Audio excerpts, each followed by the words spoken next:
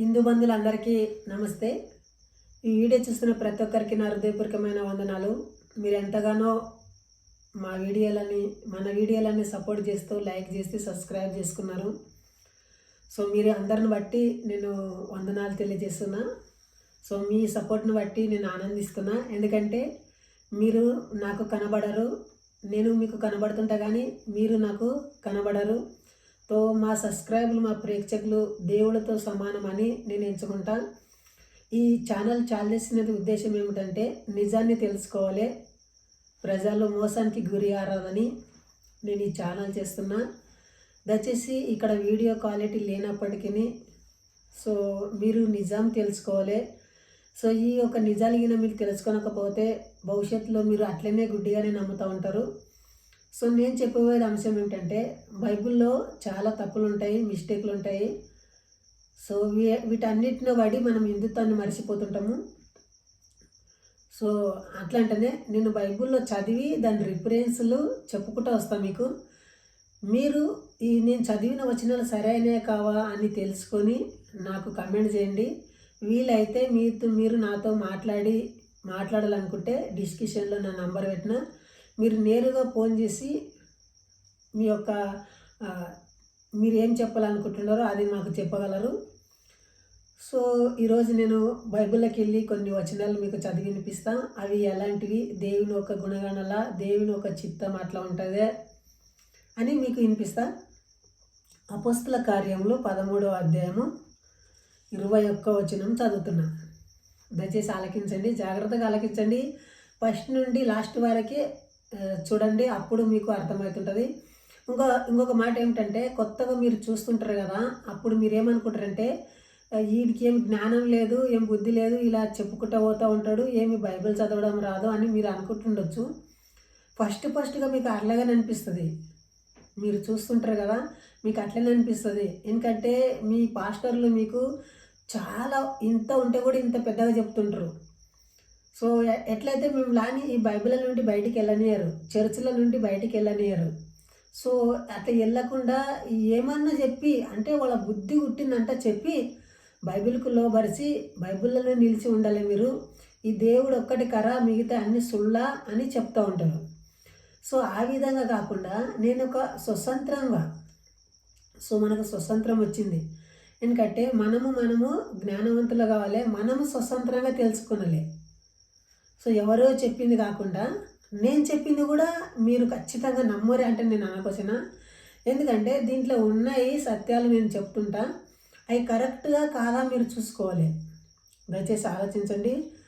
నేను అపోస్తల కార్యములు 13వ అధ్యాయము 21వ వచనం నుండి కిందికి నేను చదువుకుంటూ వస్తాను, మీకు చెప్తుందండి. ఆ తరువాత వారు రాజు కావాలని కోరగా దేవుడు బెన్యామీను గోత్రికుడును కీషు కుమారుడైన సౌలును వారికి 40 ఏండ్ల వరకు దయచేసెను. సో ఇక్కడ ఏం జరిగిందంటే ఇశ్రాయేలు ప్రజలు ఉన్నారు, ఇశ్రాయేలు జనులు ఉన్నారు. ఈ ఇశ్రాయేలు జనులు ఎవరంటే ఎప్పుడు వచ్చి మనలాన్ని ఎవరో వచ్చి మమ్మల్ని పట్టుకొని పోతారు, వాళ్ళని ఎట్టి శాఖరు తెప్పించుకుంటారు, మాకు ఒక రాజు ఉంటే బాగా కదా అని ఆలోచన కలుగుంటారు. వాళ్ళు సమూయేలుకి అంటారు మాకు ఒక రాజు కావాలని. ఈ సమూయేలు పోయి దేవునికి అడుగుతాడు. దేవుడు అతనికి ఏం చెప్తాడంటే సరే వాళ్ళు రాజు అడుగుతున్నారు కదా, కీసు కుమారుడైన సౌలు అతనికి రాజుని చేస్తా అంటాడు. ఈ సౌలు ఎసంటాడు, ఈ సౌలు దీనికి క్వాలిఫికేషన్ ఎలా ఉండాలి, ఒక రాజు కావాలంటే ఒక క్వాలిఫికేషన్ కావాలి, అంటే తనకు ఒక శక్తి కావాలి, రాజ్యాన్ని లేటంత శక్తి అతను కావాలి. సో ఇతను అసెట్ అతను కాదు, ఇతను ఎవరు గాడిదలుగా అసెట్ అతని, గాడిదలుగా ఆయనకనే పనికి రాడు ఇతన్ని. గాడిదలు 10 సార్లు గాడిదలు పోగొట్టుకుంటాడు. ఈ గాడిదలు దేవులాడనికే ఆ ఊరికి వచ్చింటాడు. ఆ గాడిదలు కనిపిస్తాయని ఊరంతా మందికి అడుగుతున్నాడు. అడ్డమైన వాళ్ళని అడిగి పిలిచి ఇలబెట్టి అయ్యా మా గాడిదలు పోయినాయి, గాడిదలు కనిపిస్తాయా అంటే అడుగుతుంటాడు. సో ఒక మనిషి ఏమంటాడంటే మేమైతే చెప్పము, ఆ ఊరిలో ఒక ప్రవక్త ఉన్నాడు, అదే సమయాలు నేను అంటున్నా కదా, ఆ సమయాల వద్దకు పోయినామంటే నీ గాడిదలు ఎక్కడ ఉన్నాయో నీకు చూపిస్తాడు అంటేనని చెప్తాడు. సో ఈ గాడిదలు కాసేటతను పోయి సమయాలు పోయి అడుగుతాడు, నా గాడిదలు పోటుకపోయినాయి మరి నా గాడిదల సంగతి ఏమైంది అంటనని అంటాడు. సో ఇంతటి గాడిదల సంగతులు కూడా ఇక్కడ రాసిండ్రు. అంటే నీ గాడిదలు కాదు, నీవు రాజు అవుతున్నావు అంటున్నాని అక్కడనే అతన్ని పట్టి అతని వల్ల నిన్ను రాజుని కానకన అంటే కూడా పట్టి అతన్ని రాజుని చేస్తారు. సో ఇంత చిన్న చిన్న చిన్న చిన్న విషయాలు ఇక్కడ రాసిండ్రు, కానీ అస్సలు మెయిన్ పాయింట్ కూడా ఇక్కడ రాయలేకపోతున్నారు. అదేమిటంటే యేసు అనే పదము పాత నిబంధనలో ఎక్కడ కనబడది, యెహోవా అనే పదము కొత్త నిబంధనలో ఎక్కడ కనబడది. ఎందుకంటే ఈ గ్రంథానికి కొత్త నిబంధనలకు పాత నిబంధనలకు ఎక్కడ పొత్తు లేకుంటుంది, ఎక్కడ లింకు లేకుంటుంది. సో పాత నిబంధనలే కొన్ని తీసుకొని వచ్చి కొత్త నిబంధనలు ముద్ర చేసిండ్రు, కానీ కొత్త నిబంధనలు వచ్చిన పాత నిబంధనల ఎక్కడ కనిపించాయి. ఉదాహరణకు యేసు ప్రభు ఎక్కడ ఒక మందిరంలో బోధిస్తుంటాడు, అప్పుడు అతనికి యెషయా గ్రంథం ఇవ్వబడుతుంది. ప్రభు ఆత్మ నా మీద ఉండదు, దీనిలోకి నేను సువార్త ప్రకటించడానికి ఆయన నన్ను అభిషేకించెను అని ఉంటుంది.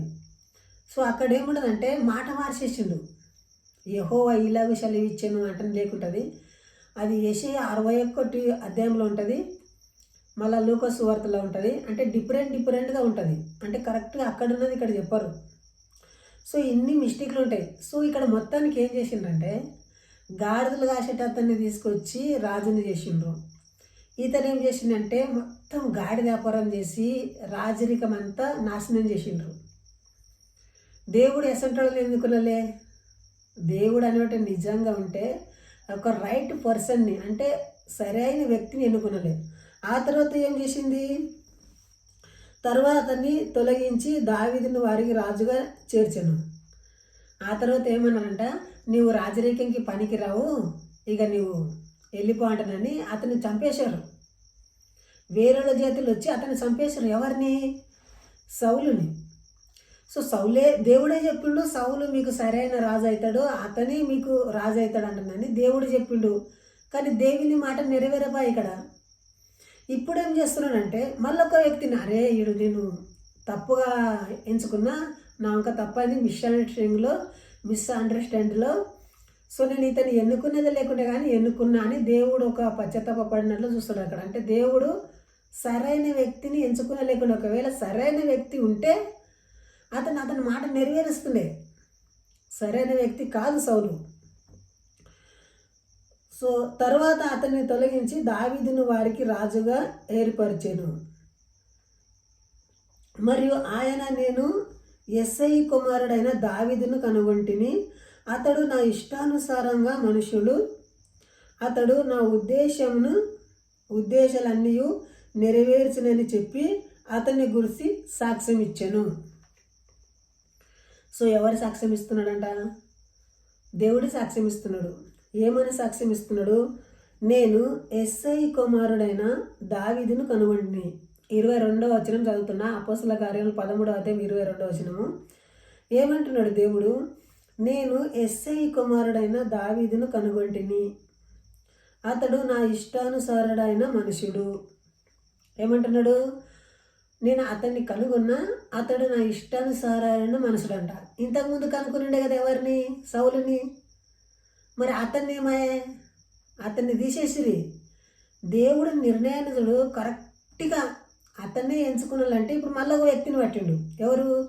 మున్పటి వ్యక్తిని వదిలేసిండు, రెండో వ్యక్తి దావీదుని పడుతున్నాడు. దావీదు పేలైతలేడు, దావీదు కరెక్ట్ మనిషి, దావీదు నా హృదయానుసారుడు అంటున్నాడు. ఏమంటున్నాడు? నా ఇష్టానుసారుడై ఉన్నాడు, నా ఇష్టానుసారైన మనుషుడు, అంటే నా ఇష్టం వచ్చినట్లు అతను చేస్తాడు అంటే చెప్పుడు.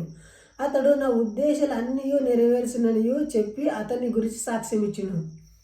సో అతని నా ఉద్దేశములు అన్నీ నెరవేర్చునంట. ఎవరు? దావీదు దేవుని ఉద్దేశంలో అన్నీ నెరవేర్చడంట. నీ పోయి దావీదును రాజుగా చేయంటని అన్నాడు. పోనీ దావీదుతోనికి వస్తే ఈ దావీదు కూడా దేవుని ఉద్దేశాలను నెరవేర్చలేదు. ఏం చేసిండు? తన సొంత సైనికుడి భార్యతో అక్రమ సంబంధాలు పెట్టుకొని తన సొంత సైనికుడిని చంపేసిండు. సో అక్కడ ఒక కుటుంబాన్ని విచ్చలవిడిగా చేసిండు. సో ఆ తర్వాత కూడా దేవుడు కూడా పశ్చాత్తాపపడ్డట్లు చూస్తుంటాడు. అంటే నేను చెప్పేది ఏమిటంటే దేవుడు కనుక నిజంగా ఉంటే ఇలాంటి మిస్టేక్లు జరిగాయి కదా. ఇక్కడ ఏం జరుగుతున్నాయి? సౌలుని ఎన్నుకునే దేవుడు సౌలు పాడు చేసే రాజుని, తన మాట నెరవేర్చలేదు. ఇక్కడ దావీదుని ఎన్నుకున్నాడు, దావీదు కూడా నెరవేర్చలేదు. సో దయచేసి ఈ యొక్క వాక్యంలో ఉన్న ప్రతి సంగతులు కూడా ఈ లాజికల్గా నిలబడతలేవు. దయచేసి మీరు ఆలోచించండి. ఇలాంటి మోసలకు గురి కాకుండా మీ జీవితాలన్నీ మీరే సరిదీసుకొని మీరు సొంత నాలెడ్జ్ తోటి మీరు బైబిల్ చదవండి. సో మీకైతే తెలుస్తుంది కదా సత్యం ఏదో అసత్యం ఏదో అంత అయితే మీకైతే ఎరకమవుతుంటుంది కదా. ఇక్కడ చూడండి, దేవుడే అంటున్నాడు, నా ఇష్టానుసారైన దావీదు అంటున్నాడు. సో దేవుడే అట్లా పర్ఫెక్ట్గా సిల్లి గుద్దిచ్చినప్పుడు అక్కడెక్కడ పొరపాటు జరగరాదు కదా. సో నా అనుసారంగా ఈ బైబిల్ రాసిందంటే ఎవరికి తోచినట్లు వాళ్ళు రాసిండ్రు, ఎవరికి ఇష్టం వస్తే వాళ్ళు అట్లా రాసిండ్రు. నిజంగా పరిశుద్ధాత్మ దేవుడే కానీ ఈ బైబిల్ వచనాలు రాసింటే ఇలాంటి మిస్టేక్లు ఇక్కడ జరిగాయి. దయచేసి మీరు ఆలోచించండి. ఇంతవరకు వీడియో చూసినందుకు జై హింద్, వందే భారత్.